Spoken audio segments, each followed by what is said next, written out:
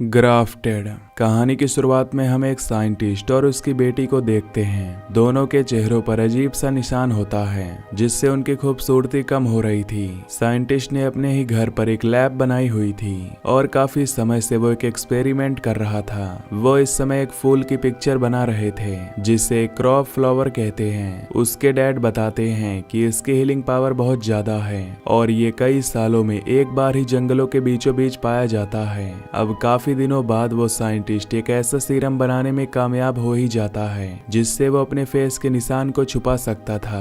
अब वो एक स्किन का टुकड़ा काटता है और उस पर वो केमिकल लगाकर अपने फेस पर चिपका लेता है। चेहरे पर लगते ही स्किन का वो टुकड़ा बहने लगता है और वो स्किन धीरे धीरे उसके जख्म के साथ मुंह को भी ढकने लगती है। ये देखकर वो बहुत घबरा जाता है क्योंकि वो सिर्फ अपने मुंह के निशान को ही खत्म करना चाहता था। वो अपने होठों वाली जगह पर कट लगाता है लेकिन उसके बावजूद वो स्किन दोबारा से जुड़ गई। वी ये सब देखकर बहुत घबरा जाती है। आखिर में वो डर कर अपने डैड को स्टैब करके मार देती है। इस हादसे से वी टूट जाती है और अब उसके पास कोई भी नहीं था। वी पढ़ाई में अपने डैड की तरह ही बहुत अच्छी थी और इसी वजह से उसे यूएस की एक बड़ी यूनिवर्सिटी में स्कॉलरशिप भी मिल जाती है और वो अपना होम टाउन छोड़कर यूएस चली जाती है। यूएस में वी अपनी एक आंटी के पास रहने वाली थी जिसकी एक बेटी एंजी भी थी और एंजी वी के आने पर खुश नहीं थी क्योंकि उसे अपना रूम शेयर करना पड़ रहा था। वी अब रूम में जाती है और एक छोटा सा टेम्पल बना लेती है जिसमें अपने डैड की पिक्चर रखती है। दरअसल वो अपने डैड को ही गॉड मानती थी और उन्हीं की पूजा करती थी। थोड़ी देर बाद हम वी के पास उसके डैड की ही कुछ नोट्स और चीजें देखते हैं, यानी कि वी अभी तक वो एक्सपेरिमेंट कर रही है जिसकी वजह से उसके डैड मारे गए थे। अगले दिन वी का यूनिवर्सिटी में पहला दिन था। यूनिवर्सिटी जाते हुए उसे रास्ते में एक आदमी मिलता है जो होमलेस था और उसका चेहरा बहुत ही ज्यादा बिगड़ा हुआ था। वो कुछ सेकंड के लिए उसे देखती है और वो आदमी उसे यूनिवर्सिटी का रास्ता बताने में मदद करता है, जिसके बाद वी वहां से चली जाती है। क्लास में प्रोफेसर वी का इंट्रोडक्शन पूरी क्लास से करवाते हैं क्योंकि वी ने एंट्री टेस्ट में 100% स्कोर किया था और ये सालों में पहली बार हुआ था। क्लास खत्म होने के बाद वी अपनी साइंस लैब आती है और यहाँ से कुछ चीज लेने की कोशिश करती है, जो करते हुए उसे प्रोफेसर देख लेते हैं और पूछते हैं कि तुम यहाँ पर क्या कर रही हो। वी बताती है कि उसे कुछ एक्सपेरिमेंट करने हैं। प्रोफेसर उसे कहते हैं कि इस तरह यहाँ से चीजें लेकर जाना अलाउ नहीं है, लेकिन हाँ अगर तुम मेरी लैब असिस्टेंट बनो तो तुम यहाँ की चीजें इस्तेमाल कर पाओगी। वी प्रोफेसर को बताती है कि मेरे डैड भी एक साइंटिस्ट थे और मुझे उन्हीं की रिसर्च आगे बढ़ानी है। उसके हाथ में रिसर्च वाली डायरी भी थी जिसे देख प्रोफेसर बहुत ज्यादा हैरान होते हैं। वी के जाने के बाद वो वी के डैड के बारे में सर्च करते हैं। तब उन्हें पता चलता है कि वो एक जीनियस साइंटिस्ट थे, लेकिन फंडिंग न मिलने की वजह से वो अपने किसी भी एक्सपेरिमेंट पर पूरी तरह काम नहीं कर पाए। दूसरी तरफ दिखाया जाता है कि वी की कजिन एंजी की दो दोस्त उसके घर पर आई हैं। वो यहाँ वी का सामान छेड़ने लगती हैं और इस दौरान उन्हें खून से भरे हुए कुछ टूल्स और एक्सपेरिमेंट की पिक्चर्स नजर आते हैं जिसे देखकर तीनों घबरा जाते हैं। खैर अब अगला दिन होता है और हम देखते हैं कि एंजी आज भी अपने फ्रेंड्स के साथ बैठी हुई थी। वे भी इस तरह दोस्त बनाना चाहती थी, इसीलिए उनके पास जाकर खुद ही दोस्ती कर लेती है और उन सबको लंच ऑफर करती है। पर वी के चेहरे के निशान की वजह से ये लोग नहीं जाना चाहते थे, लेकिन फिर भी वो रेस्टोरेंट जाने के लिए मान जाते हैं। लेकिन वहां जाकर जब वो वी को अजीब तरीके से खाता हुआ देखते हैं तो वी को रेस्टोरेंट में अकेला छोड़कर भाग जाते हैं। वी वो सारा खाना पैक करवा कर बाहर आकर उस होमलेस आदमी को दे देती है। यहाँ वो उस होमलेस आदमी से बातें भी करती है क्योंकि आज वो बहुत ज्यादा उदास थी। वो उस होमलेस आदमी को कहती है कि मेरे मुंह पर निशान है जो मुझे बहुत बदसूरत बना देता है। तो होमलेस आदमी उससे कहता है कि ऐसा नहीं है, तुम जैसी हो वैसी बहुत खूबसूरत हो। उससे बातें करके वी को कुछ अच्छा महसूस हुआ था। अब वो घर जा रही थी कि रास्ते में उसके प्रोफेसर उसे मिल जाते हैं जो उसे लिफ्ट देते हैं। वो उसके लिए एक प्रपोजल लेकर आए थे। वो उससे कहते हैं कि मैं तुम्हारी इस रिसर्च को कंप्लीट करने में मदद करूंगा। वी खुशी खुशी मान जाती है क्योंकि प्रोफेसर पहले इंसान थे जो उसकी मदद कर रहे थे।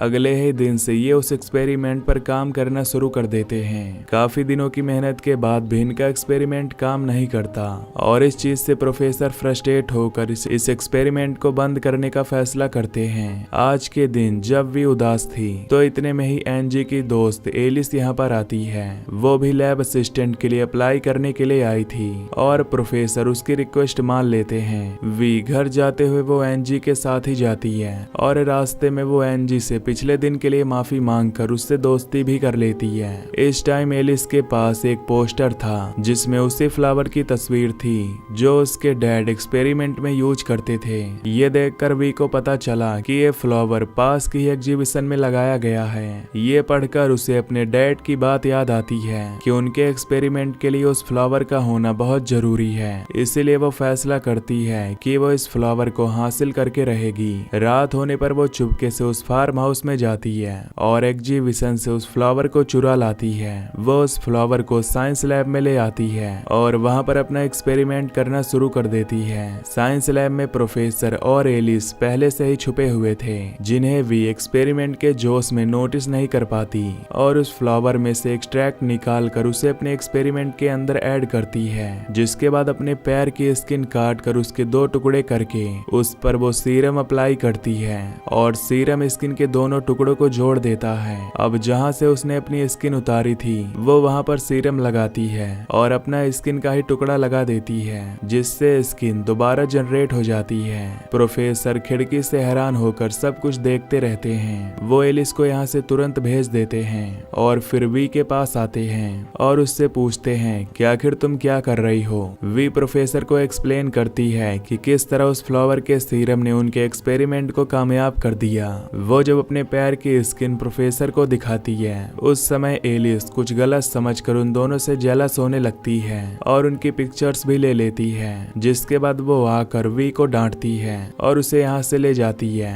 वी एलिस के इस तरह आने पर घबरा गई थी और अपनी नोटबुक भी यहीं लैब में छोड़ दी थी जिसे देखकर प्रोफेसर बहुत ज्यादा खुश होते हैं। एलिस ने अब तक वो फोटो वी की कजन एनजी को भी भेज दिया था जबकि यहाँ पर प्रोफेसर वी की डैड की डायरी को इंग्लिश में ट्रांसलेट करने लगते हैं। एनजी इन तस्वीरों को देखकर बहुत ज्यादा गुस्से में आती है और गुस्से में वो वी के कमरे की बहुत सी चीजें तोड़ देती है। जब वी कमरे में आती है और कमरे का यह हाल देखकर उसे बहुत दुख होता है पर तभी पीछे से एनजी आकर वी पर हमला भी कर देती है जिससे बचने के लिए वी जब पास पड़ा हुआ पेन उठाकर एनजी को अपने से दूर करती है तो वो पेन एनजी के गले में स्टैप हो जाता है और वहीं पर एनजी की मौत हो जाती है। हालांकि वी का उसे मारने का इरादा नहीं था। फिर घबराहट में वो एनजी की बॉडी को उठाकर वॉशरूम में छुपाने के लिए ले जाती है। अब वो इस बॉडी का क्या करेगी, उसके दिमाग में अजीब अजीब ख्याल आने लगते हैं। तभी वो एनजी की स्किन काटना शुरू कर देती है। एनजी की मुंह की पूरी स्किन उतारने के बाद वो अपना बनाया हुआ सीरम अपने मुंह पर इंजेक्ट करती है और वो पूरी स्किन अपने मुंह पर लगा लेती है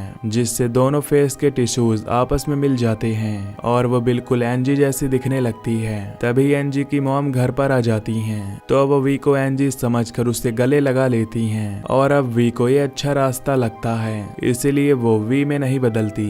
सुबह होने पर वो एनजी के ही कपड़े पहनती है और एनजी की लाइफ एंजॉय करती है। जब वो यूनिवर्सिटी जाती है तो सबसे पहले उसे एनजी का बॉयफ्रेंड मिलता है। पहली बार कोई लड़का उसके इतने करीब आया था। अब एनजी के फेस के साथ वो एनजी की लाइफ एंजॉय करने लगती है और इससे एहसास होता है कि वी के शरीर में उसकी लाइफ बहुत ज्यादा बोरिंग थी।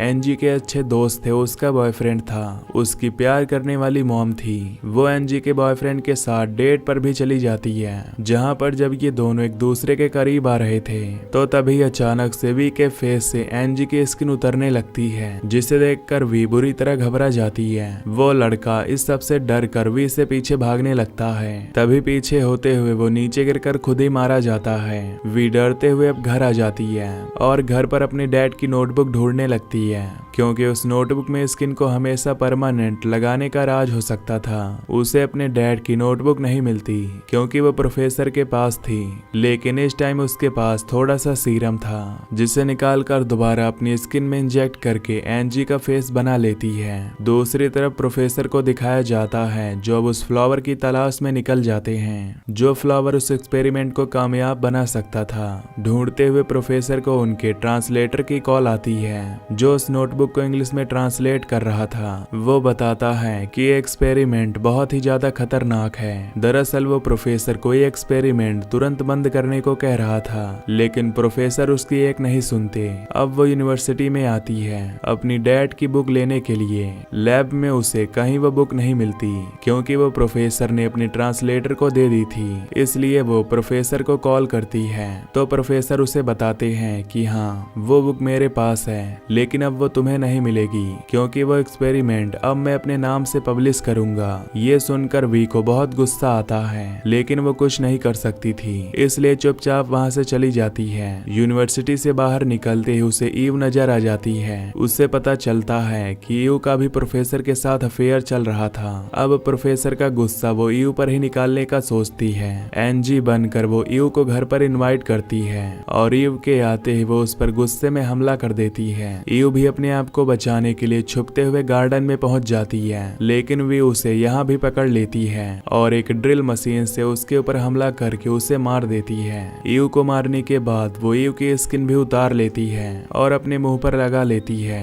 अब वो बिल्कुल ईव की तरह दिखने लगी थी। उसने अपने बालों को भी ईव जैसा कर लिया था ताकि कोई भी उसे पहचान ना पाए। इस सब के दौरान हम देखते हैं कि नेबर्स का डॉग ये सब देखकर बहुत ज्यादा भौंक रहा था, इसीलिए नेबर्स पुलिस में कॉल कर देते हैं। लेकिन पुलिस वाले जब घर आते हैं तो वो ईव को टॉवेल में देखते हैं और उसे कुछ भी कहे बिना चले जाते हैं। सुबह होने पर जब वो ईव की शक्ल में यूनिवर्सिटी जाती है तो उसे बहुत अच्छा लगता है क्योंकि ईव एक बहुत ही पॉपुलर स्टूडेंट थी। उसे देखकर सब खुश हो जाते हैं। अब ईव की शक्ल में वो प्रोफेसर के घर जाती है। वो जानती थी कि यहाँ से उसे अपने डैड की नोटबुक मिल जाएगी। प्रोफेसर भी ये नहीं जानते थे कि ईव की शक्ल में वो वी है, इसलिए प्रोफेसर उसे घर में एंट्री दे देते हैं। वो घर में अपने डैड की नोटबुक ढूंढती है लेकिन उसे कहीं नहीं मिलती। गुस्से में वी वापस आ जाती है जहाँ पर उसने जो दोनों मर्डर किए थे सबसे पहले उनको छुपाती है। एनजी और ईव की बॉडी को उसने पूल में डाल दिया और फिर एनजी और ईव के मोबाइल चेक करती है जहाँ पर उसे अपनी और प्रोफेसर की वो पिक्चर मिलती है जिसके जरिए एलिस उसे बदनाम करना चाहती थी। वो यही पिक्चर अब प्रोफेसर के खिलाफ इस्तेमाल करती है और उसे अथॉरिटीज को ईमेल कर देती है। जब अथॉरिटीज को पता चलता है कि प्रोफेसर अपने फायदे के लिए लड़कियों का इस्तेमाल कर रहे हैं तो प्रोफेसर को पुलिस अरेस्ट कर लेती है, लेकिन प्रोफेसर की अथॉरिटी भी बहुत ज्यादा थी। अगले ही दिन वो बेल पर छूट जाता है और घर आकर वही एक्सपेरिमेंट स्टार्ट कर देता है जो वी के डैड का था। पूरा स्टेप फॉलो करने के बाद वो भी सीरम बना लेता है और 2 स्किन के टिश्यूज को जोड़ने की कोशिश करता है जो जुड़ जाते हैं, यानी उसका एक्सपेरिमेंट कामयाब हुआ। इसी दौरान हम देखते हैं कि ईव यहाँ पर आ जाती है जिसे देखकर प्रोफेसर और भी ज्यादा एक्साइटेड हो जाते हैं और उसे अपने लिविंग रूम में बिठाकर अपने लिए कुछ खाने पीने को लेने जाते हैं। अब वी को यहाँ अपनी नोटबुक चाहिए थी। उसके जाते ही वो अपनी नोटबुक ढूंढने लगती है जहाँ उसे वो सीरम मिल जाता है जो अभी अभी प्रोफेसर ने बनाया था। सीरम को लेते ही वो यहाँ से भाग जाती है। उसके भागने पर प्रोफेसर को शक होता है और देखता है कि वहाँ पर उसका बनाया सीरम नहीं था। रात में अब वी अपने असली चेहरे के साथ अपने घर पर थी। तभी एलिस उसके पास आती है और उसे बताती है कि उनकी दोनों दोस्त अजीब तरीके से गायब हो गई हैं। वो काफी दुखी थी। इस चीज को लेकर वी उसे शांत करती है। तभी एलिस को प्यास लगती है। पानी पीने के लिए फ्रिज खोलती है तो उसके अंदर उसके दोनों दोस्तों के कटे हुए हिस्से फ्रीज किए गए थे। ये देखकर वो चीखने लगती है। इससे पहले कि कोई उसकी चीखें सुन लेता वो उसका भी मुंह दबाकर उसका दम घोट देती है। अभी उसने उसे छुपाया नहीं था कि उसके घर की डोरबेल बजती है। बाहर प्रोफेसर आए थे जो लॉक खुला देखकर घर के अंदर आते हैं। अंदर भी अजीब अंदाज में बैठी हुई थी। प्रोफेसर को देखते ही हंसने लगती है। उसकी हालत देखकर प्रोफेसर को भी अजीब लग रहा था, लेकिन यहाँ वो प्रोफेसर को कांग्रेचुलेट करती है उनके एक्सपेरिमेंट के कामयाब होने पर। तो प्रोफेसर भी खुश हो जाते हैं, लेकिन फिर वो गुस्से में कहती है कि ये तुम्हारा नहीं मेरे डैड का एक्सपेरिमेंट था। प्रोफेसर अब वी की बातों को इग्नोर करते हुए फ्रिज की तरफ बढ़ते हैं अपने सीरम को लेने के लिए। तो वहाँ लाशें देखकर हैरान रह जाता है, लेकिन तभी वी एक बेहोशी का इंजेक्शन प्रोफेसर के गले में स्टैब करके उसे बेहोश कर देती है। कुछ देर बाद जैसे प्रोफेसर को होश आता है